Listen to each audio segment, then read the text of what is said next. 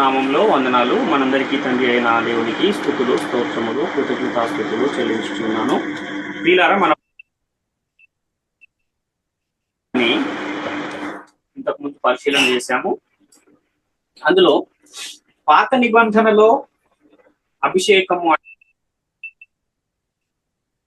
యాజకులను అభిషేకించే ఆ క్రమంలో ఆ అభిషేకించే పద్ధతి ఎలా ఉండేది, ఆ అభిషేకాన్ని యాజకుడు లేదా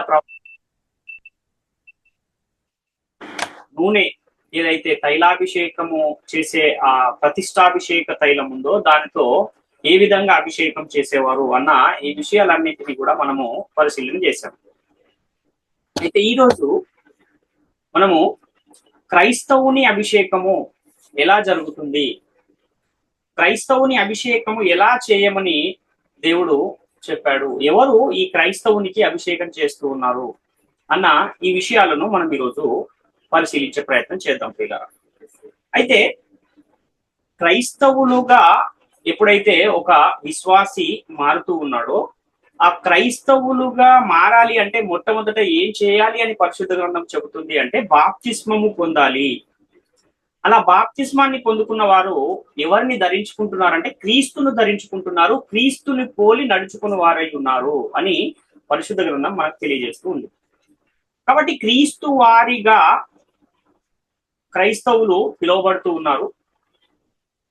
ఆ క్రీస్తు అనే మాటకే అభిషిక్తుడు అనే అర్థాన్ని కూడా పరిశుద్ధ గ్రంథము తెలియజేస్తూ ఉంది. కాబట్టి ఈ క్రీస్తు వారుగా ఉన్నవారు లేదా క్రైస్తవులుగా మారిన వారు, బాప్తిస్మము పొందుకుని సంఘములో చేర్చబడిన వారు, వీళ్ళు ఎవరు అని మనం ఆలోచిస్తే ఈ క్రైస్తవులు లేదా క్రీస్తు వారందరూ కూడా అభిషిక్తునికి సంబంధించిన వారు అని మనము అర్థం చేసుకోవాల్సిన అవసరం. అంటే మనము కూడా అభిషేకింపబడిన వారమేనా? ఒకవేళ మనం అభిషేకింపబడిన వారం అయితే మనల్ని ఎవరు అభిషేకించారు? మనుషులు అభిషేకిస్తారా లేక దేవుడే అభిషేకిస్తాడా? నేటి కాలంలో క్రైస్తవులుగా ఉన్న మనం పొందే అభిషేకము ఎలాంటి అభిషేకము? కాలానుగుణంగా అభిషేకము అనే ఈ పద్ధతుల్లో మార్పులు ఏమైనా జరిగాయా అన్న ఈ విషయాలన్నింటినీ గురించి ఈరోజు మనము స్పష్టంగా లేఖనాధారాలతో పరిశీలించే ప్రయత్నం చేద్దాం పిల్లలు. అయితే ఈ అభిషేకం పొందిన వారి మీదికి దేవుని ఆత్మ బలంగా వస్తుంది అని పరిశుద్ధ గ్రంథము చాలా స్పష్టంగా తెలియజేస్తూ ఉంది. అలా దేవుని ఆత్మను పొందుకున్న వారు, అభిషేకము పొందిన వారు దేవుని స్వాస్థ్యము మీద అధిపతిగా నియమింపబడుతూ ఉన్నారు అని కూడా మనము ఇంతకుముందు తరగతిలోనే పరిశీలించాం. సౌలుని ఎప్పుడైతే దేవుడు సమూయేలు చేత అభిషేకించాడో, అభిషేకించిన తర్వాత దేవుని స్వాస్థ్యము మీద సౌలును నియమించాడు దేవుడు అన్న మాట మనకు అక్కడ కనబడుతుంది. కానీ ధర్మశాస్త్రాన్ని యేసుక్రీస్తు శిలువలో కొట్టివేసిన తర్వాత అభిషేకం చేసే విధానం ఏమైపోయిందంటే మారిపోయింది. తైలపు కొమ్మును నూనెతో నింపి తల మీద నూనె పోసి అభిషేకించినట్టుగా మనకు కృత నిబంధన కాలంలో అలాంటి అభిషేకము చేసినట్టుగా ఎక్కడా కూడా ఆధారాలు కనపడవు. కానీ నేటి కాలంలో కొంతమంది సేవకులు అభిషేకాలు చేస్తూ ఉన్నారు. తైలాభిషేక పండుగలు అని ప్రత్యేకంగా వాళ్ళు కూడికలు మరీ పెట్టుకుని సేవకులుగా ఎవరైతే సిద్ధపడుతూ ఉన్నారో వారికి ఏం చేస్తున్నారంటే అభిషేకం చేస్తూ ఉన్న పరిస్థితులు కనబడుతున్నాయి. దాన్నే ఆర్డినేషన్ అని పిలుస్తారు. కాబట్టి ఈ అభిషేక తైలమును గూర్చి పరిశుద్ధ గ్రంథము చాలా స్పష్టంగా చెప్పింది. అది కేవలము ఇశ్రాయేలీలకు మాత్రమే, తరతరములకు కట్టడా అని కూడా లేఖనాన్ని మనము పరిశీలన చేశాం గత తరగతిలోనే. కాబట్టి పాత నిబంధన కాలంలో రాజులను గాని యాజకులను గాని అభిషేకం ఎలా చేశారు అంటే వారి తల మీద నూనె పోసి వారిని అభిషేకించి అలా అభిషేకింపబడిన వారిని యాజకులనుగా రాజులుగా నియమించే ఒక పద్ధతి మనకు ధర్మశాస్త్రం అమల్లో ఉన్న కాలంలో కనపడుతుంది.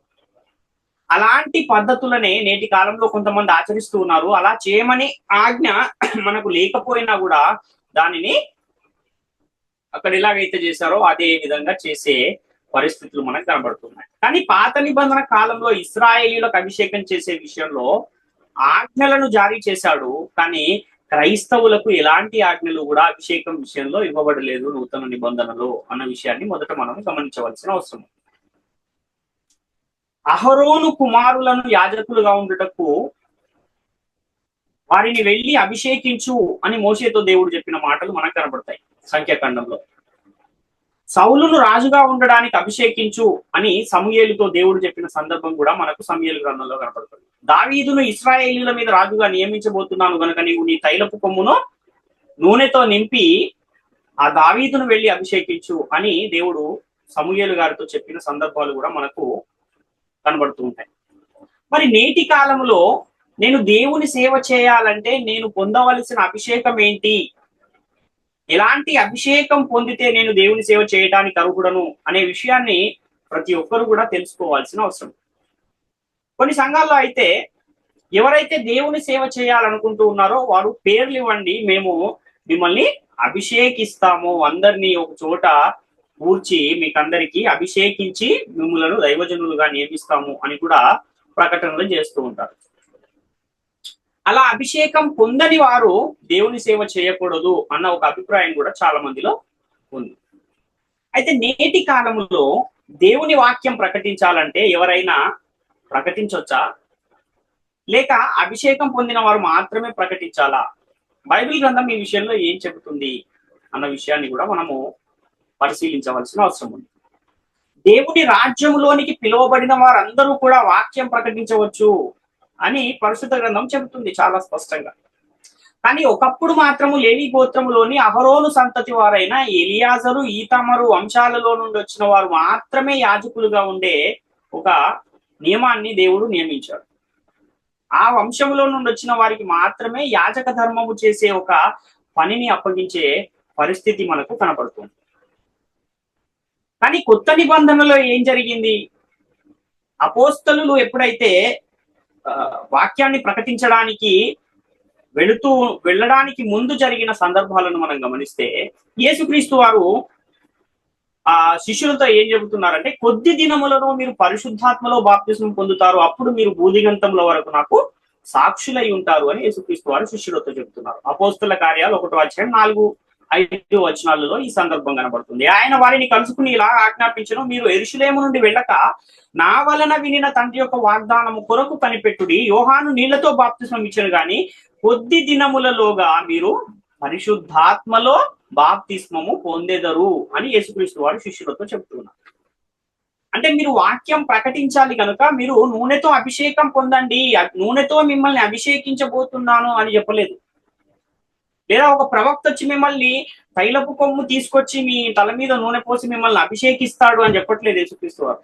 పరిశుద్ధాత్మలో మీరు బాప్తిస్మం పొందుతారు కొద్ది దినములలో అని చెబుతున్నారు.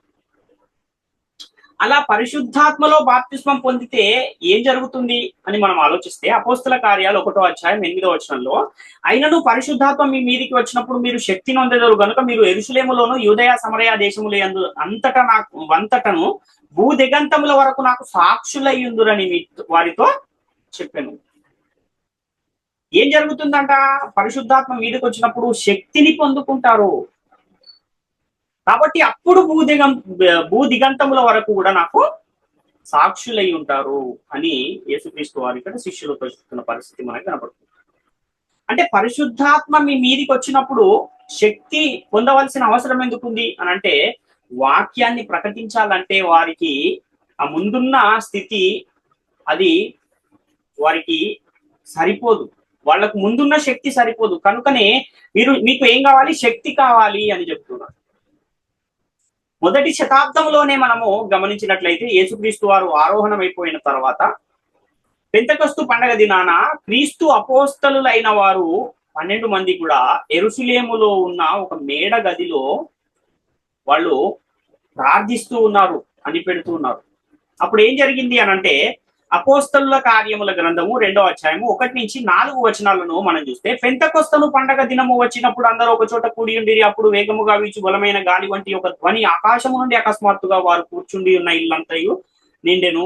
మరియు అగ్ని జ్వాలల వంటి నాలుకలు విభాగింపబడినట్టుగా వారికి కనబడి వారిలో ఒక్కొక్కని మీద వ్రాలగా అందరూ పరిశుద్ధాత్మతో నిండిన వారై ఆ ఆత్మ వారికి వాక్శక్తిని అనుగ్రహించిన కొలది అన్య భాషలతో మాటలాడసాగిరి అని ఇక్కడ చూస్తున్నాం.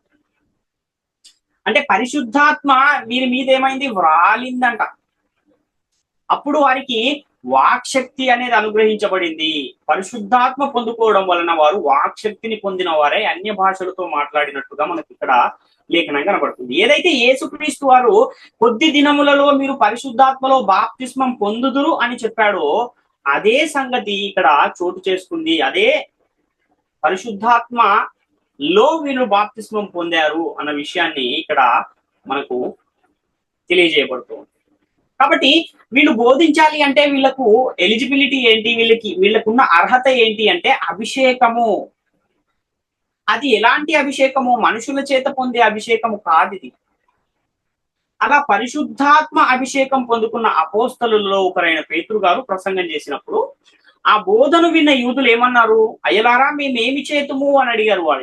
వారు హృదయములో నొచ్చుకుని అయ్యలారా మేము ఏమి చేతుము అని అడిగినప్పుడు పేతురు గారు చెబుతున్న మాటలను మనం ఒకసారి ఆలోచించగలిగితే అపోస్తలుల కార్యాల గ్రంథము 2వ అధ్యాయం 37-38 వచనాల్లో వారి మాట విని హృదయములలో నొచ్చుకుని సహోదరులారా మేమేమి చేతుమని పేతురును కడమ అపోస్తలులను అడుగగా పేతురు మీరు మారు మనస్సు పొంది పాప క్షమాపణ నిమిత్తం ప్రతి వాడు యేసుక్రీస్తు నామమున బాప్తిస్మము పొందుడి, అప్పుడు మీరు పరిశుద్ధాత్మ అను వరము పొందుదురు అనే మాట మనకి ఇక్కడ కనపడుతుంది.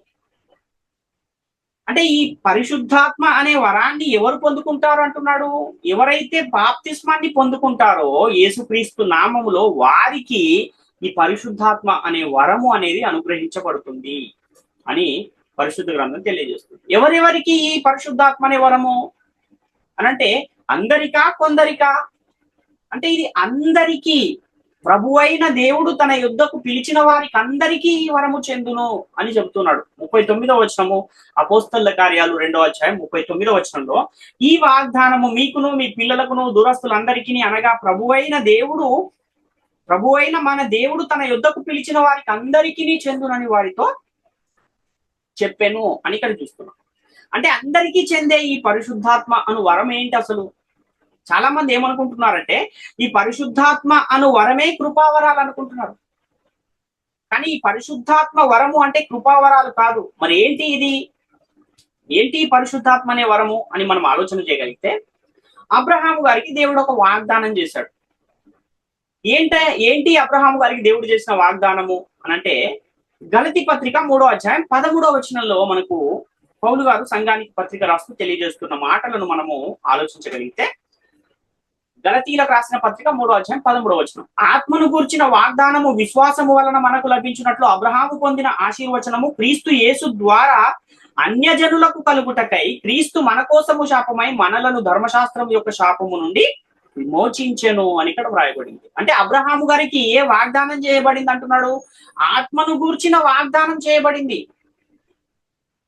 అది ఎలా లభిస్తుంది అని అంటే విశ్వాసము వలన లభిస్తుంది అన్న విషయాన్ని ఇక్కడ తెలియజేస్తూ ఉన్నాడు. అంటే అబ్రహాముకు దేవుడు చేసిన ఈ వాగ్దానము ఎప్పుడు చేశాడు, ఎక్కడ చేశాడు అంటే ఎప్పుడైతే అబ్రహాము గారిని దేవుడు నీ యొక్క దేశమును, నీ పట్టణమును, నీ బంధువులను విడిచిపెట్టి నేను చూపించబో దేశమునకు నీవు వెళ్ళాలి అని అబ్రహాము గారితో చెప్పినప్పుడు ఆ సమయంలో దేవుడు అబ్రహాము గారితో వాగ్దానం చేశాడు. ఆదికాండం 12వ అధ్యాయం 3వ వచనంలో.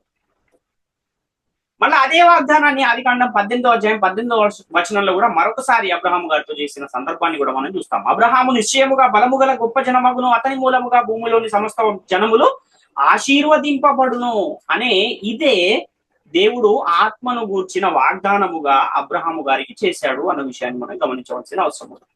అంటే భూమిలోని సమస్త జనములు ఆశీర్వదించబడే వాగ్దానం ఇది. కేవలం అబ్రహాము యొక్క కుటుంబము, వారి వంశము మాత్రమే ఆశీర్వదించబడే వాగ్దానం కాదు. భూమిలోని సమస్త జనములు అంటే భూమి మీదకి వస్తున్న ప్రతి ఒక్కరు కూడా అబ్రహాము గారికి చేయబడిన వాగ్దానము ద్వారా సంఘములో చేర్చబడుతూ ఉన్నారు. అబ్రహాము గారికి ఏదైతే వాగ్దానం చేయబడిందో ఆ వాగ్దానాన్ని స్వతంత్రించుకోవాలంటే విశ్వాసము వలన క్రీస్తు యొక్క సువార్తను విని యేసుక్రీస్తును ప్రభు అని నమ్మి దేవుడు ఆయనను మృతులలో నుండి లేపాడని హృదయమందు విశ్వసించి యేసుక్రీస్తు నామంలో ఎప్పుడైతే బాప్తిస్మాన్ని పొందుతున్నారో అప్పుడు అబ్రహాము గారికి దేవుడు చేసిన ఈ వాగ్దానానికి వారసులు అవుతున్నారు అన్న విషయాన్ని మనం గమనించవలసిన అవసరం ఉంది. నీ సంతానమందు భూమి యొక్క సమస్త వంశములు ఆశీర్వదించబడును అనేదే దేవుడు అబ్రహాము గారికి చేసిన వాగ్దానము. అదే ఆత్మను గూర్చిన వాగ్దానము. ఈ వాగ్దానాన్నే అబ్రహాము గారికి ప్రకటించిన సువార్త అని కూడా పరిశుద్ధ గ్రంథం తెలియజేస్తుంది. గలతీ పత్రిక 3వ అధ్యాయం 8వ వచనంలో మనం చూడగలిగితే, గలతీలకు రాసిన పత్రిక 3వ అధ్యాయం 8వ వచనం, దేవుడు విశ్వాస మూలముగా అన్యజనులను నీతిమంతులుగా తీర్చునను లేఖనం ముందుగా చూచి నీయందు అన్యజనులందరూ ఆశీర్వదింపబడుదురని అబ్రహామునకు సువార్తను ముందుగా ప్రకటించెను అని చూస్తున్నాం. అంటే ఏదైతే ఆదికాండం 12:3లో దేవుడు వాగ్దానం చేశాడో, ఏదైతే ఆదికాండం 18వ అధ్యాయం 18వ వచనంలో ఒక వాగ్దానం దేవుడు చేశాడో, ఆ వాగ్దానమే అబ్రహాము గారికి ప్రకటించబడిన సువార్త అన్న విషయాన్ని ఇక్కడ పౌలు గారు పరిశుద్ధాత్మ ప్రేరణతో రాస్తూ ఉన్న సందర్భాన్ని మనం చూస్తున్నాం. ఎవరి వాగ్దాన సంతానము?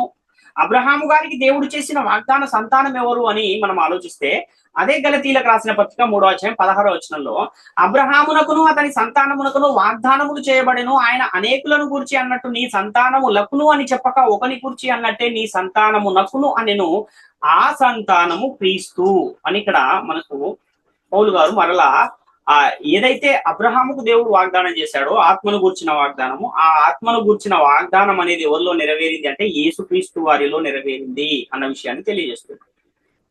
కాబట్టి యేసుక్రీస్తు నామములో బాప్తిస్మం పొందడం వలన మనకి ఏం దొరుకుతుంది అంటే ఆశీర్వాదం అనేది దొరుకుతుంది. ఇంకా ఏం జరుగుతుంది? బాప్తిస్మంలో అపరాధముల చేత పాపముల చేత చనిపోయిన ఆత్మ మరలా బ్రతికించబడే పరిస్థితి కనబడుతుంది. ఇంకా బాప్తిస్మంలో ఏం జరుగుతుందంటే పాప క్షమాపణ అనేది మనకు దొరుకుతుంది అన్న విషయము పేతురు గారి ప్రసంగములో మనము ఇంతకు ముందే చూసాం. అపోస్తల కార్యాలు 2వ అధ్యాయం 38వ వచనంలో. కాబట్టి దేవునితో సమాధాన స్థితి, దైవ కుమారత్వము, పరలోక పౌరసత్వము, దేవుని ఇంటివారుగా ఉండటము, దేవుని కుటుంబ సభ్యులుగా మారడము, మరియు క్రీస్తు తోడి వారసులముగా మనం మారడము, దేవుని కుమారులం అవటము, ఇవన్నీ కూడా ఎక్కడ మనం మరలా పొందుకుంటున్నాము అంటే బాప్తిస్మములో మరలా మనం పొందుకుంటున్నాము అన్న విషయాన్ని మనము గ్రహించవలసిన అవసరం. అందుకనే అబ్రహాముకు చేయబడిన ఆత్మను గురించిన వాగ్దానము ఏది అనంటే నీ సంతానము వలన భూమి యొక్క సమస్త వంశాలు ఆశీర్వదించబడతాయి అనేదే అబ్రహాము గారికి దేవుడు చేసిన ఆత్మను గూర్చిన వాగ్దానము అన్న విషయాన్ని ఇక్కడ గలతీ పత్రికలో 3వ అధ్యాయంలో 13వ వచనంలో తెలియజేస్తున్నారు. ఎప్పుడు ఈ ఆత్మను గురించిన వాగ్దానం మనకు లభిస్తుంది అంటే బాప్తిస్మాన్ని పొందుకోవడం ద్వారా. పెంతెకొస్తు అను పండుగ దినాన ఏం జరిగింది? అక్కడ పరిశుద్ధాత్మను పొందుకున్న అపోస్తలులలో ఒకరైన పేతురు గారు ప్రసంగం చేస్తే 3000 మంది బాప్తిస్మం పొంది సంఘంలో చేర్చబడిన పరిస్థితి మనకు కనబడుతుంది. అపోస్తల కార్యాలు 2వ అధ్యాయం 41వ వచనంలో, కాబట్టి అతని వాక్యమును అంగీకరించిన వారు బాప్తిస్మం పొందిరి, ఆ దినమందు ఇంచుమించు 3000 మంది చేర్చబడిరి. వీరందరూ కూడా అపోస్తలుల బోధ యందును, సహవాసమందును, రొట్టె విరుచుట యందును, ప్రార్థన చేయుట యందును ఎడతెగక ఉండిరి అని ఇక్కడ మనకు లేఖనం కనబడుతుంది. కాబట్టి అపోస్తలులు సేవ చేశారు కదా, దేవుని పని చేసిన ఈ అపోస్తలులు ఎవరి ద్వారా అభిషేకం పొందారు? ఎవరు వీరిని అభిషేకించారు? ఎవరైనా వీరి తల మీద నూనె పోసి అభిషేకం చేశారా అంటే ఎవరు కూడా మనుషులు వచ్చి వారిని అభిషేకించిన పరిస్థితులు అయితే కనబడట్లేదు. యేసుక్రీస్తు యొక్క శిలువ మరణ, సమాధి, పునరుత్థానాల కంటే ముందు అభిషేకం చేసే పద్ధతి ఒకలా ఉంటే, యేసుక్రీస్తు యొక్క శిలువ మరణ పునరుత్థానముల తర్వాత అభిషేకాన్ని పొందుకునే పద్ధతి ఏమైపోయింది? మారిపోయింది అన్న విషయాన్ని మనం ఇక్కడ గమనించవలసిన అవసరం. అంటే అపోస్తలులేమో పరిశుద్ధాత్మను పొందుకుని వాక్యం బోధించారు. అపోస్తలుల ద్వారా వాక్యం బోధించిన వారు వారెలా బోధ చేశారు అని మనం ఆలోచన చేస్తే, అపోస్తలులు హస్త నిక్షేపణ చేయటం ద్వారా పరిశుద్ధాత్మను పొందుకుని వాళ్ళందరూ కూడా దేవుని వాక్యాన్ని ప్రకటించి అనేకులను దేవుని రాజ్యంలో చేర్చిన సందర్భాలు మనకు కనపడుతూ ఉంటాయి. అపోస్తుల కార్యాలు 8వ అధ్యాయంలో మనం చూస్తే ఫిలిప్పు గారు ఆ అపోస్తలు వారి మీద చేతులుంచినప్పుడు 7 నిలవబెట్టిన వారిలో ఆ ఫిలిప్పు కూడా ఒక ఆయన మీద చేతులుంచినప్పుడు ఆయన కూడా పరిశుద్ధాత్మను పొందుకుని ఏం చేశాడు? ఆయన సమరయ పట్టణంలో వెళ్ళి వాక్యాన్ని ప్రకటించి అనేకులకు ఆయన బాప్తిస్మం ఇచ్చి అనేకులను దేవుని రాజ్యంలో చేర్చిన సందర్భం మనకు కనపడుతుంది. కాబట్టి ఈ హస్త నిక్షేపణ కూడా కొంతకాలం వరకు మాత్రమే జరిగింది. ఎందుకు అంటే అపోస్తలు జీవించి ఉన్న కాలము వరకే హస్త నిక్షేపణ లేదా అపోస్తలు చేతుల నుంచి ప్రార్థించే ఈ పద్ధతి అనేది జరిగింది. ఎందుకంటే ఈ హస్త నిక్షేపణ చేసే అధికారము, యోగ్యత కేవలము క్రీస్తు అపోస్తలులకు మాత్రమే ఉన్నది అన్న విషయాన్ని కూడా మనం గమనించవలసిన అవసరం ఉంది. తిమోతికి రాసిన మొదటి పత్రిక 5వ అధ్యాయము 22వ వచనాన్ని మనం చూస్తే, తిమోతికి రాసిన మొదటి పత్రిక 5వ అధ్యాయం 22వ వచనంలో, త్వరపడి ఎవని మీదనైనాను హస్త నిక్షేపణ చేయకము, పరుల పాపములో పాలివాడవై ఉండకము, నీవు పవిత్రుడవుగా ఉండునట్లు చూచుకొనుము అంటున్నాడు. కాబట్టి ప్రారంభ సంఘములో అపోస్తలు పరిశుద్ధాత్మను పొందుకుని వాక్య ప్రకటన చేశారు. దేవుని సేవ వాళ్ళు చేశారు, వాక్యాన్ని బోధించారు. ఆ తర్వాత అపోస్తలుల చేతులుంచి ప్రార్థించబడిన వారు కూడా ప్రారంభ సంఘంలో దేవుని సేవ చేసినట్టుగా, వాక్యాన్ని బోధించినట్టుగా మనకు అనేకమైన లేఖన సాక్ష్యాలు కనపడుతూ ఉంటాయి. మరి నేటి కాలంలో హస్త నిక్షేపణ అనేది ఉందా అంటే నేటి కాలంలో అది లేదు, అది ఆగిపోయింది. ఎందుకంటే హస్త నిక్షేపణ చేసే అర్హత, యోగ్యత మరియు అధికారం అనేది కేవలము క్రీస్తు అపోస్తలులకు మాత్రమే ఉంది. ఎందుకంటే హస్త నిక్షేపణ అనేది ఆగిపోయింది అని చెప్పడానికి అపోస్తలుల కార్యాల గ్రంథం 8వ అధ్యాయంలో అపోస్తలుల చేతులుంచబడి పరిశుద్ధాత్మను పొందుకున్న ఫిలిప్పు గారు సమరయ పట్టణంలో వెళ్లి దేవుని వాక్యమును అక్కడ ప్రకటించిన తర్వాత, క్రీస్తు నామమును గూర్చిన సువార్త ప్రకటించిన తర్వాత వాళ్ళకు బాప్తిస్మము ఇచ్చాడు. బాప్తిస్మం ఇచ్చిన తర్వాత వాళ్ళు పరిశుద్ధాత్మను పొందుకోవాలి అంటే అక్కడ ఏం జరిగింది అంటే యెరూషలేము నుండి యోహానును, పేతురును పిలిపించి వారి చేత ఆ సమరయ పట్టణంలో బాప్తిస్మం పొందిన వారి మీద చేతులుంచి ప్రార్థింపజేయడం అనేది జరిగింది. కానీ ఆల్రెడీ అపోస్తలుల చేతులుంచబడి ప్రార్థించి పరిశుద్ధాత్మను పొందుకున్న ఫిలిప్పు అక్కడ వారి మీద చేతులుంచి ప్రార్థించలేదు. ఎందుకంటే ఆయనకు అధికారము లేదు, ఆ యోగ్యత ఆయనకు లేదు. కాబట్టి క్రీస్తు అపోస్తలు మాత్రమే అక్కడికి వచ్చి ఆ ప్రార్థన చేసి వారికి పరిశుద్ధాత్మను వారి మీద కుమ్మరించబడేలా ప్రార్థించారు అన్న విషయాన్ని మనము గమనించాలి. అపోస్తల కార్యాలు 8వ అధ్యాయం 16వ వచనం నుంచి మనం క్రిందకి చదివితే ఈ సందర్భం అంతా మనకు అక్కడ కనబడుతుంది. కొరింథీ పత్రికలో కూడా పౌలు గారు, నేను మీ యొద్దకు 2వ కృపావరం ఇచ్చుటకు మీ యొద్దకు నేను రావాలనని ఆశపడుచున్నాను అని పౌలు గారు చెబుతారు. ఎందుకు? మొదటిసారి కృపావరం పొందిన వాళ్ళు లేరా అక్కడ? వాళ్ళు వెళ్ళి చేతులుంచి ప్రార్థిస్తే సరిపోదా అంటే సరిపోదు. ఎందుకంటే వాళ్ళకి అధికారం లేదు. కాబట్టి 2వసారి కూడా కృపావరం ఇవ్వాలంటే మళ్ళీ ఎవరు రావాల్సి వచ్చింది? పౌలు గారే రావాల్సి వచ్చింది అన్న విషయాన్ని మనము గమనించవలసిన అవసరం. కాబట్టి నేటి కాలంలో మనం ఎలా పరిశుద్ధాత్మను పొందుకుంటాము? అపోస్తలుల చేత ప్రకటించబడిన సత్యవాక్యాన్ని అనగా రక్షణ సువార్తను విని క్రీస్తునందు విశ్వాసం ఉంచటం ద్వారా మనము ఆత్మచేత ముద్రించబడిన వారమై పరిశుద్ధాత్మను పొందుకుంటున్నాము అన్న విషయాన్ని పరిశుద్ధ గ్రంథం తెలియజేస్తుంది. ఇప్పుడు మనలను మనుషులు అభిషేకించే పరిస్థితి లేదు.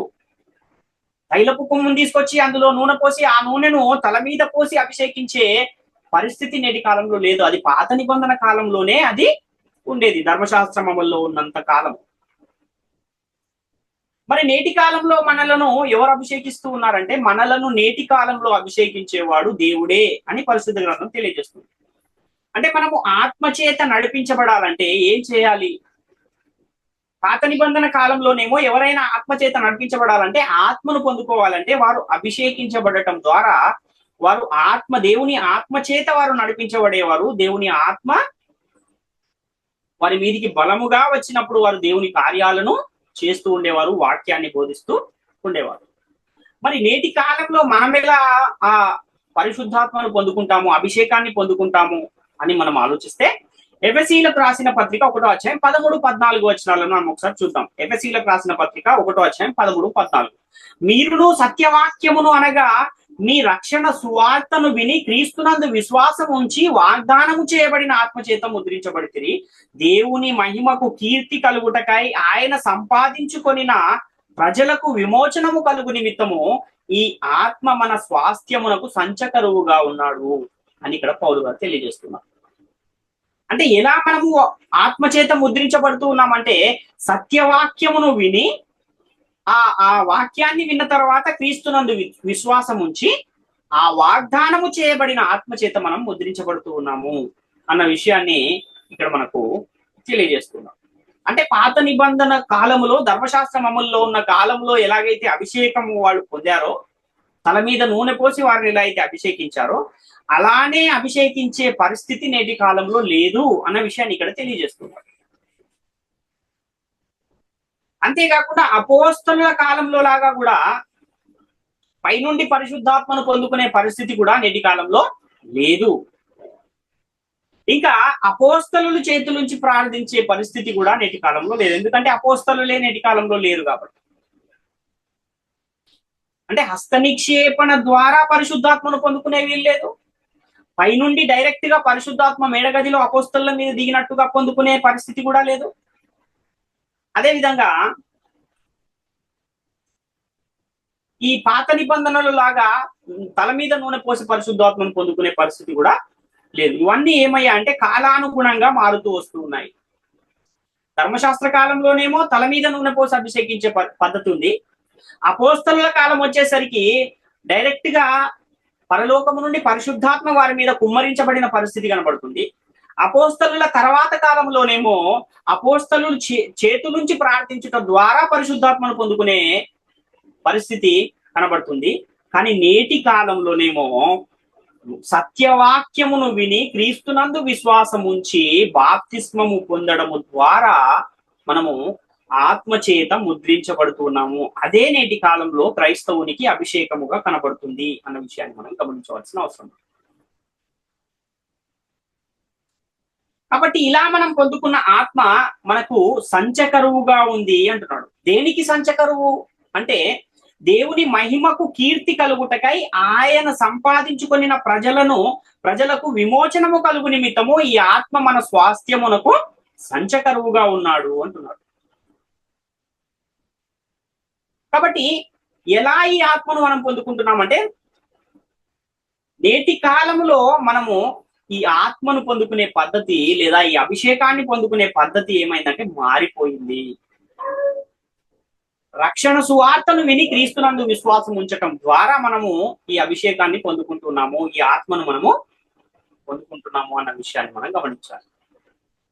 ఏది రక్షణ సువార్త అంటే ఆత్మ యొక్క నియమమే రక్షణ సువార్త. అంటే ఏదైతే అపోస్తలులు పరిశుద్ధాత్మను పొందుకోవటం ద్వారా ఒక వాక్యాన్ని వారు ప్రకటించి సిద్ధపరిచి స్థిరపరిచారో ఆ వాక్యాన్ని నేడు మనం వినటం ద్వారా ఆ వాక్యం మీద మనము విశ్వాసం ఉంచి క్రీస్తునందు విశ్వాసం ఉంచి బాప్తిస్మం పొందడం ద్వారా మనం కూడా నేటి కాలంలో అభిషేకాన్ని పొందుకుంటున్నాము, ఆత్మను పొందుకుంటున్నాము అన్న విషయాన్ని గమనించవలసిన అవసరం. ఎవరు మనల్ని అభిషేకిస్తున్నారు అంటే మనుషులు అభిషేకించట్లేదు, దేవుడే మనల్ని అభిషేకిస్తున్నాడు అన్న విషయాన్ని కూడా పరిశుద్ధ గ్రంథము చాలా స్పష్టంగా తెలియజేస్తుంది. కొరింథీయులకు రాసిన 2వ పత్రిక 1వ అధ్యాయం 21, 22 వచనాలు చూస్తే, కొరింథీయులకు రాసిన 2వ పత్రిక 1వ అధ్యాయం 21, 22 వచనాలు, మీతో కూడా క్రీస్తునందు నిలిచి ఉన్నట్లుగా మమ్మను స్థిరపరిచి అభిషేకించిన వాడు దేవుడే. ఆయన మనకు ముద్ర వేసి మన హృదయములలో మన ఆత్మ అను సంచకరువును అనుగ్రహించి ఉన్నాడు అంటున్నాడు. క్రీస్తునందు మనము నిలిచి ఉన్నట్లు మనల్ని ఎవరు స్థిరపరిచి అభిషేకించారంటే దేవుడే మనల్ని స్థిరపరిచి అభిషేకించాడు అని ఇక్కడ తెలియజేస్తున్న పరిస్థితి కనబడుతుంది. కాబట్టి మనకు ఆత్మ అను సంచకరువు అంటే భయాన అడ్వాన్స్, ఆ అడ్వాన్స్ ని ఆత్మ అనే అడ్వాన్స్ ని మనకు దేవుడు అనుగ్రహిస్తూ ఉన్నాడు అన్న విషయాన్ని మనం ఇక్కడ చూస్తున్నాం. ఎలాగైతే పేతురు గారు తన ప్రసంగంలో పాప క్షమాపణ నిమిత్తం మీలో ప్రతివాడు యేసుక్రీస్తు నామంలో బాప్తిస్మం పొందుడి అప్పుడు పరిశుద్ధాత్మ అను వరము పొందుదురు అంటూ ఉన్నాడు, మనం కూడా పాప క్షమాపణ నిమిత్తము ప్రతివాడు యేసుక్రీస్తు నామములో బాప్తిస్మం పొందడం ద్వారా మనం కూడా పరిశుద్ధాత్మ అనే వరమును పొందుకుంటూ ఉన్నాము. రెండవ కొరింథీ పత్రిక 5వ అధ్యాయం 4-5 వచనాలు చూస్తే, కొరింథీలకు రాసిన రెండవ పత్రిక 5వ అధ్యాయం 4-5 వచనాలు. ఇది తీసివేయవలనని కాదు కానీ మత్యమైనది జీవము చేత మింగివేయబడినట్లు ఆ నివాసమును దీనిపైన ధరించుకొన గోరుచున్నాము. దీని నిమిత్తము మనలను స్థిరపరిచిన వాడు దేవుడే, మరియు ఆయన తన ఆత్మ అను సంచకరువును మనకు అనుగ్రహించి ఉన్నాడు. అంటే ఆత్మ అనే సంచకరువును మనకు ఎందుకు ఇచ్చాడు అనంటే, అభిషేకము మనము పొంది దేవుని స్వార్థ పనిని చేయాలని, దేవుని సేవలో వాడబడాలని. మనమయ్యున్న ఈ ఆత్మ బాప్తిస్మం పొందడం ద్వారా ఏమవుతుంది అంటే బ్రతికింపబడుతుంది. అప్పుడు మనం ఏం చేయబడుతూ ఉన్నామంటే, ఆ పొందుకున్న పరిశుద్ధాత్మ అనే వరము చేత మనము నడిపించబడుతూ ఉన్నాము. ఎలాగైతే అపోస్తలులు ఆత్మ చేత నడిపించబడి వాక్యాన్ని స్థిరపరిచి సిద్ధపరిచారో, మనం కూడా ఆ సిద్ధపరచబడిన వాక్యాన్ని ప్రకటిస్తూ అనేకులను ఏం చేస్తున్నాము, రక్షిస్తూ ఉన్నాము అన్న విషయాన్ని గమనించాం. రోమాపత్రిక 8వ అధ్యాయం 23వ వచనాన్ని మనం చూస్తే, అంతేకాదు ఆత్మ యొక్క ప్రథమ ఫలముల నొందిన మనము కూడా దత్తపుత్రత్వం కొరకు అనగా మన దేహం యొక్క విమోచన కొరకు కనిపెట్టుచు మనలో మనము మూలుగుచున్నాము అంటున్నాడు. ఆత్మ యొక్క ప్రథమ ఫలములను పొందుకుంటున్నాము అంటున్నాడు. అంటే ఎప్పుడైతే సత్యవాక్యాన్ని వింటూ ఉన్నామో, సత్యవాక్యాన్ని విని క్రీస్తునందు విశ్వాసం ఉంచి బాప్తిస్మం అనేది పొందుతూ ఉన్నామో, అలా బాప్తిస్మం పొందడం ద్వారా పరిశుద్ధాత్మ అనే వరమును పొందుకుంటూ ఉన్నాము. వాగ్దానము చేయబడిన ఆత్మ చేత ముద్రించబడుతూ ఉన్నాము అన్న విషయాన్ని మనం గమనించాం. ప్రారంభంలో గనక మనం ఆలోచిస్తే, మొదటి మనిషి అయిన ఆదాము హవ్వల కాలంలో వాక్యం అనేది ఎక్కడుండేది అంటే వారి హృదయాలలో దేవుడు వాక్యాన్ని ఉంచాడు. తర్వాత సాతాను ఏం చేశాడు, ఆదాము హవ్వల హృదయాలలో ఉన్న వాక్యాన్ని ఎప్పుడైతే దొంగిలించేశాడో, ఆ తర్వాత ఎక్కడికి వచ్చింది వాక్యము అని అంటే రాతి పలకల మీదకి వచ్చింది మోషే కాలానికి. అలా రాతి పలకల మీద ఉండిపోయిన వాక్యాన్ని మరలా రాతి పలకల మీద నుంచి మనుషుల హృదయాల మీద వ్రాస్తాను అని దేవుడు వాగ్దానం చేశాడు. దేవుడు ఆ వాక్యాన్ని ఎలా వ్రాస్తాడు మనుషుల హృదయాల మీద అంటే, జీవము గల దేవుని ఆత్మతో వ్రాస్తాను అని తెలియజేస్తున్నాడు. అంటే పరిశుద్ధాత్ముని ప్రేరణతో అపోస్తలుల ద్వారా ప్రకటింపబడిన వాక్యాన్ని మన హృదయాలలో ఎప్పుడైతే మనం ఉంచుకోగలుగుతామో, ఎప్పుడైతే ఆ వాక్యాన్ని మన హృదయాలలో భద్రపరుచుకోగలుగుతామో, అప్పుడు మనము ఆత్మ చేత అభిషేకింపబడిన వారిగా మారుతూ ఉన్నాము అనే విషయాన్ని గమనించవలసిన అవసరం ఉంది. అలా హృదయాలలో వాక్యాన్ని ఉంచుకుని ఆత్మచేత అభిషేకించబడిన మనము ఆత్మచేత నడిపించబడుతున్న వారము, ఆత్మ యొక్క నియమమును అనుసరిస్తున్న వారముగా మార్చబడతాం. హెబ్రీ పత్రిక 8వ అధ్యాయము 8-10 వచనాలను మనం చూస్తే, అయితే ఆయన ఆక్షేపించి వారితో ఇలాగూ చెప్పుచున్నాడు, ప్రభు ఇట్లా నేను ఇదిగో ఒక కాలము వచ్చుచున్నది, అప్పటిలో ఇశ్రాయేలు ఇంటి వారితోనూ యూదా ఇంటి వారితోనూ నేను క్రొత్త నిబంధన చేయుదును. అది ఐగుప్తు దేశములో నుండి వీరి పితరులను వెలుపలికి రప్పించుటకై వారిని చేయి పట్టుకున్న దినమున నేను చేసిన నిబంధన వంటిది కాదు. ఏమనగా వారు నా నిబంధనలో నిలవలేదు కనుక నేను వారిని అలక్ష్యము చేసి తిని ప్రభువు చెప్పుచున్నాడు, ఆ దినములైన తర్వాత ఇశ్రాయేలు ఇంటి వారితోనూ నేను చేయబో నిబంధన ఏదనగా వారి మనస్సులలో నా ధర్మ విధులను ఉంచదను, వారి హృదయముల మీద వాటిని వ్రాయుదును, నేను వారికి దేవుడనయ్యుందును, వారు నాకు ప్రజలయ్యుందురు అంటున్నాను. మనస్సులలో ధర్మ విధులు ఎలా ఉంటాయి, ఎప్పుడుంటాయి?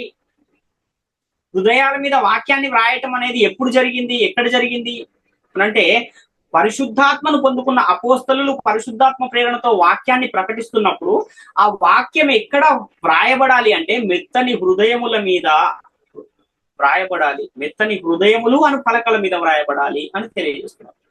ఎప్పుడైతే ఆత్మచేత సిద్ధపరచబడి స్థిరపరచబడిన వాక్యాన్ని హృదయంలో ఉంచుకోవడం ద్వారా మనము కూడా ఆత్మచేత ముద్రించబడుతూ ఉన్నామో, అప్పుడు మనము అభిషేకాన్ని పొందుకుంటూ ఉన్నాము, ఆత్మను మనం పొందుకుంటున్నాము అన్న విషయాన్ని ఇక్కడ పౌలు గారు తెలియజేస్తున్నారు. కొరింథీయులకు రాసిన 2వ పత్రిక 3వ అధ్యాయము 3-4 వచనాలను చూస్తే, కొరింథీయులకు రాసిన 2వ పత్రిక 3వ అధ్యాయం 3-4 వచనాలు చూస్తే, రాతి పలకల మీద గాని సిరాతో గాని వ్రాయబడక మెత్తని హృదయములు అను పలకల మీద జీవము గల దేవుని ఆత్మతో మా పరిచర్య మూలముగా వ్రాయబడిన క్రీస్తు పత్రిక అయి ఉన్నారని మీరు తేటపరచబడుచున్నారు. క్రీస్తు ద్వారా దేవుని ఎడల మాకిట్టి నమ్మకము కలదు అంటున్నాడు. ఎక్కడ వ్రాస్తూ ఉన్నాడు అంటే హృదయములు అన్న పలకల మీద. ఎలా? జీవము గల దేవుని ఆత్మతో వ్రాస్తూ ఉన్నాడు. మా పరిచర్య మూలముగా మీరు వ్రాయబడుతూ ఉన్నారు అంటున్నారు. అంటే ఏదైతే వాళ్ళు వాక్యాన్ని ప్రకటిస్తున్నారో ఆ ప్రకటించబడుతున్న వాక్యాన్ని విని దాన్ని విశ్వాసం ఉంచడం ద్వారా, దాన్ని హృదయంలో భద్రపరుచుకోవడం ద్వారా మనము క్రీస్తు పత్రికలుగా మార్చబడుతూ ఉన్నాము. పరిశుద్ధాత్మ అనే వరమును పొందుకుంటూ ఉన్నాము. ఇప్పుడున్న పరిస్థితుల్లో రక్షణ సువార్తను విని క్రీస్తునందు విశ్వాసం ఉంచి వాగ్దానము చేయబడిన ఆత్మ చేత ముద్రించబడుతూ ఉన్నాము అన్న విషయాన్ని మనం గమనించాలి. కాబట్టి ఆత్మ యొక్క నియమం ద్వారా ప్రకటించబడుతున్న వాక్యాన్ని ఎక్కడ వ్రాసుకోవాలి, ఎక్కడ భద్రపరచుకోవాలంటే హృదయాల మీద అది వ్రాయబడాలి. వాక్యాన్ని హృదయములో భద్రపరుచుకోవాలి అన్న విషయాన్ని మనం గమనించవలసిన అవసరం. తులసి పత్రిక 3:16లో ఈ విషయం మనకు కనబడుతుంది. మొదటి పేతురు పత్రిక 3:16 వచనంలో కూడా మీ హృదయములలో దేవుని వాక్యమును నివసింపనీయుడి, క్రీస్తు వాక్యమును మీలో సమృద్ధిగా నివసింపనీయుడి అన్న విషయాన్ని తెలియజేస్తారు పేతురు గారు. కాబట్టి ఎప్పుడైతే మనసులలో ధర్మ విధులను ఉంచుకున్నామో, ఎప్పుడైతే వాక్యాన్ని హృదయాల మీద వ్రాసుకుని క్రీస్తునందు విశ్వాసం ఉంచి బాప్తిస్మం పొందామో, అప్పటి నుంచి మనము దేవుని చేత అభిషేకింపబడినటువంటి వారముగా మార్చబడుతూ ఉన్నాము అన్న విషయాన్ని మనం గమనించవలసిన అవసరం ఉంది. అంతేగాని అభిషేకం అనగానే నేడు కూడా ఒక నూనె తీసుకొచ్చి తల మీద వేసి చేస్తేనే అది అభిషేకము అని పరిశుద్ధ గ్రంథము నేటి కాలంలో అది ఆ విధంగా చేయండి అని ఎక్కడ కూడా ఆజ్ఞ జారీ చేయబడలేదు అన్న విషయాన్ని గమనించవలసిన అవసరం. బాప్తిస్మము పొందిన నాటి నుండి కూడా మనము ఆత్మచేత అభిషేకింపబడిన వారము. అలా ఆత్మచేత అభిషేకించబడిన మనము ఎవరము అని పరిశుద్ధ గ్రంథం తెలియజేస్తుంది అంటే రాజులైన యాజక సమూహముగా మనము మార్చబడ్డాము అని తెలియజేస్తుంది. మొదటి పేతురు పత్రిక 2:9 వచనాన్ని చూస్తే, అయితే మీరు చీకటిలో నుండి ఆశ్చర్యకరమైన తన వెలుగులోనికి మిమ్మల్ని పిలిచిన వాని గుణాతిశయములను ప్రచురము చేయి నిమిత్తము ఏర్పరచబడిన వంశమును, రాజులైన యాజక సమూహమును, పరిశుద్ధ జనమును, దేవుని సొత్తైన ప్రజలును అయ్యున్నారు అంటున్నారు. ఎలాగైతే పాత నిబంధన కాలంలో యాజకులుగా ఉండాలన్నా, రాజులుగా ఉండాలన్నా అభిషేకింపబడి రాజులుగా యాజకులుగా నియమింపబడ్డారో, అలాగే మనము కూడా రాజులైన యాజక సమూహముగా నియమింపబడుతూ ఉన్నాము. ఎప్పుడు అంటే చీకటిలో నుండి ఆశ్చర్యకరమైన వెలుగులోనికి వచ్చినప్పుడు. చీకటిలో నుండి ఆశ్చర్యకరమైన వెలుగులోనికి రావడం అంటే ఏంటి అంటే సత్యవాక్యాన్ని విని క్రీస్తునందు విశ్వాసం ఉంచి బాప్తిస్మం పొంది సంఘములో చేర్చబడటమే ఆ చీకటిలో నుండి ఆశ్చర్యకరమైన వెలుగులోనికి రావడం. అప్పుడే మనము రాజులైన యాజక సమూహముగా మార్చబడుతూ ఉన్నాము అని పరిశుద్ధ గ్రంథము తెలియజేస్తుంది.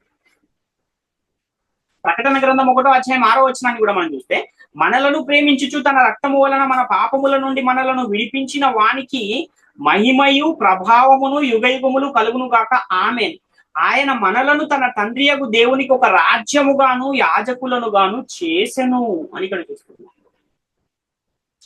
క్రీస్తు రక్తము ద్వారా మనలను పాపముల నుండి విడిపించి ఏం చేశాడంటే తన తండ్రియగు దేవునికి ఒక రాజ్యముగా యాజకులనుగా దేవుడు మనల్ని దేవునికి ఒక రాజ్యంగా యాజకులుగా యేసుక్రీస్తు మనల్ని చేశాడు అన్న విషయాన్ని ఇక్కడ తెలియజేస్తున్న పరిస్థితి కనబడుతుంది. అంటే దేవుడు ప్రతి ఒక్కరిని కూడా నేటి కాలంలో రాజులుగా యాజకులుగా చేస్తూ ఉన్నాడు అన్న విషయాన్ని గమనించవలసిన అవసరం. ప్రకటన గ్రంథం 5వ అధ్యాయంలో 5 నుంచి 9, 10 వచనాల వరకు ఉన్న సందర్భంలో మనము చివరి వచనాన్ని ఒకసారి పరిశీలిస్తే 10వ వచనాన్ని మనం చూస్తే, మా దేవునికి వారిని ఒక రాజ్యముగాను యాజకులను గాను చేసితివి గనక వారు భూలోకమందు ఏలుదురని క్రొత్త పాట పాడుదురు అంటున్నాడు. అంటే మనుషులను ఏం చేస్తున్నాడు? తన రక్తము చేత కొని దేవునికి ఒక రాజ్యముగా యాజకులుగా యేసుక్రీస్తు వారు దేవునికి మనల్ని అప్పగిస్తూ ఉన్న పరిస్థితి ఇక్కడ కనబడుతుంది. అంటే దేవుని రాజ్యంలో మనం చేర్చబడుతూ ఉన్నాం. ప్రకటన గ్రంథము 20వ అధ్యాయం 6వ వచనాన్ని కూడా చూస్తే, ఈ మొదటి పునరుత్థానములో పాలుగలవారు ధన్యులు పరిశుద్ధులను అయ్యుందురు. ఇట్టి వారి మీద రెండవ మరణమునకు అధికారము లేదు. వీరు దేవునికిని క్రీస్తునకును యాజకులై క్రీస్తుతో కూడా 1000 సంవత్సరములు రాజ్యము చేయుదురు అంటున్నారు. అంటే మొదటి పునరుత్థానము అంటే ఏదైతే క్రీస్తు మరణించి తిరిగి లేపబడ్డాడో అదే మొదటి పునరుత్థానం అయితే, మనము కూడా బాప్తిస్మంలో ఏం చేయబడుతూ ఉన్నామంటే యేసుక్రీస్తు యొక్క మరణములోను సమాధిలోను పునరుత్థానంలోను పాలు పొందుతూ ఉన్నాం. ఇక్కడ యేసుక్రీస్తు మరణ సమాధి పునరుత్థానాలు జరిగినప్పుడు మనం బాప్తిస్మం పొందటం ద్వారా మనము నీటిలో ముంచబడినప్పుడు సమాధి చేయబడి నీటిలో నుంచి లేపబడినప్పుడు మరలా పునరుత్నులమై తిరిగి లేపబడుతూ ఉన్నాము అని మనకు ఈ లేఖనము తెలియజేస్తుంది. అలా మొదటి పునరుత్నములో అంటే బాప్తిస్మంలో పాలు పొందిన వారికి రెండవ మరణం ఏం చేయదు, ఏ హాని కూడా చేయదు అన్న విషయాన్ని ఇక్కడ తెలియజేస్తున్నారు. కాబట్టి మనము కూడా రాజులైన యాజక సమూహము అని బైబిల్ గ్రంథము తెలియజేస్తుంది. కనుక మనము కూడా క్రీస్తుతో కూడా 1000 సంవత్సరాలు రాజ్యం చేస్తాం. అంటే 1000 అంటే 1000 అని కాదు, కానీ దీర్ఘకాలము రాజ్యం చేస్తాము అన్న విషయాన్ని ఇక్కడ ప్రకటన గ్రంథంలో తెలియజేయబడుతున్న పరిస్థితి మనకు కనబడుతుంది. రోమపత్రిక 15వ అధ్యాయం 15వ వచనాన్ని కూడా చూస్తే, ఆయనను అన్యజనులు అను అర్పణ పరిశుద్ధాత్మ వలన పరిశుద్ధపరచబడి ప్రీతికరమగునట్లు నేను సువార్త విషయమై యాజక ధర్మము జరిగించుచు దేవుని చేత నాకు అనుగ్రహింపబడిన కృపను అట్టి అన్యజనుల నిమిత్తము యేసుక్రీస్తుకు పరిచారకుడను అయితిని అంటున్నాడు. అంటే సువార్త విషయంలో ఏం చేస్తున్నామంట, యాజక ధర్మమును జరిగిస్తూ ఉన్నాము అంటున్నారు పౌలు గారు. ఇప్పుడు నేటి కాలంలో వాక్యాన్ని ప్రకటిస్తున్న వారు కూడా ఏం చేస్తున్నారంటే యాజక ధర్మమునే జరిగిస్తున్నారు. కాకపోతే ఆ క్రమము మారిందంతే, ఆ పద్ధతి మారింది. ఆ రోజున్న యాజకత్వం వేరు, నేడున్న యాజకత్వము వేరు. ఆ రోజున్న అభిషేకం చేసే పద్ధతి వేరు, నేడున్న అభిషేకం చేసే పద్ధతి వేరు అన్న విషయాన్ని మనం గమనించవలసిన అవసరం ఉంది ప్రియుల. అంటే నూనె తల మీద పోసి అభిషేకం చేసే విధానం ధర్మశాస్త్రం అమల్లో ఉన్న కాలంలో ఆచరించే పద్ధతి అయితే, నేటి కాలంలో ధర్మశాస్త్రం అమల్లో లేదు కనుక, అందులోనూ అసలు ధర్మశాస్త్రం మనకు అసలు ఇవ్వబడిన చట్టమే కాదు కనుక, తల మీద నూనె పోసి అభిషేకించే అభిషేకంతో కూడా మనకి ఎలాంటి సంబంధము లేదు అన్న విషయాన్ని మనము గమనించవలసిన అవసరం. ఇప్పుడు మనము అనుసరించడానికి ఏదైతే క్రొత్త చట్టం అనేది ఇవ్వబడిందో, ఆ క్రొత్త చట్టంలో మనం ఎలా అభిషేకం పొందాలని పరిశుద్ధ గ్రంథం చెప్తూ ఉంది అని అంటే, దేవుడే మనల్ని అభిషేకిస్తున్నాడు అని పరిశుద్ధ గ్రంథం తెలియజేస్తుంది. ఎప్పుడైతే మనం బాప్తిస్మాన్ని పొందుకుంటూ ఉన్నామో, రక్షణ సువార్తను విని క్రీస్తునందు విశ్వాసం ఉంచి బాప్తిస్మం పొందినప్పుడు మనము వాగ్దానము చేయబడిన ఆత్మ చేత ముద్రించబడుతూ ఉన్నాము అని కూడా పరిశుద్ధ గ్రంథము చాలా స్పష్టంగా తెలియజేస్తూ ఉంది. కాబట్టి నేటి కాలంలో అభిషేకము అంటే ఏది అని మనం ఆలోచిస్తే, అది కాలక్రమేణా ఏమైంది, మారుతూ వచ్చింది. పాత నిబంధన కాలంలో ఉండే అభిషేకము చేసే పద్ధతి ఒకటైతే, అపోస్తలులు వచ్చే సమయానికి అది మారిపోయింది. అప్పుడేమో తల మీద నూనె పోసే అభిషేకం ఏమో పాత నిబంధన కాలంలో ఉంటే, డైరెక్ట్ గా పరలోకము నుండే అపోస్తలుల మీద దిగిన అభిషేకం ఏమో అపోస్తలులు ఉన్న కాలంలో. అపోస్తలుల తర్వాత సేవ చేయడానికి వచ్చిన వారికి ఎలా వచ్చింది పరిశుద్ధాత్మ అభిషేకము అనంటే, అపోస్తలుల చేతుల నుంచి ప్రార్థించడం ద్వారా వాళ్ళు పరిశుద్ధాత్మను పొందుకుని అభిషేకాన్ని పొందుకున్నారు. ఆ తర్వాత మనం ఎలా నేటి కాలంలో అభిషేకం పొందుకుంటూ ఉన్నామంటే, సత్యవాక్యమును విని క్రీస్తునందు విశ్వాసం ఉంచి వాగ్దానము చేయబడిన ఆత్మ చేత మనం ముద్రించబడుతున్నాము. ఇదే నేటి కాలంలో మనం పొందే అభిషేకము. ఆ అభిషేకాన్ని ఎవరు మనకు అభిషేకిస్తున్నారు అంటే, దేవుడే మనల్ని అభిషేకిస్తున్నాడు అన్న విషయాన్ని మనము గమనించాలి. 1 యోహాను పత్రిక 2వ అధ్యాయం 20వ వచనంలో, అయితే మీరు పరిశుద్ధుని వలన అభిషేకము పొందిన వారు గనక సమస్తమును ఎరుగుదురు అంటున్నాడు. కాబట్టి దేవుని వలన నేటి కాలంలో మనము అభిషేకము పొందిన వారమై ఉన్నాము అన్న విషయాన్ని మనము గమనించవలసిన అవసరం ఉంది. కాబట్టి ప్రియులారా, అభిషేకం అనేది ఏంటి అన్న విషయాన్ని తెలుసుకోవాలంటే ఇంత పరిశోధన, ఇంత పరిశీలన అనేది అవసరం. కాబట్టి ప్రాముఖ్యమైన ఈ విషయాలన్నీ కూడా ప్రతి ఒక్కరూ గమనించి గ్రహించి దేవుని కృపకు పాత్రులుగా ఉండాలని మిమ్మల్ని అందరినీ వేడుకొనుచు ఈ నా మాటలు ముగిస్తున్నాను. అందరికీ వందనాలు.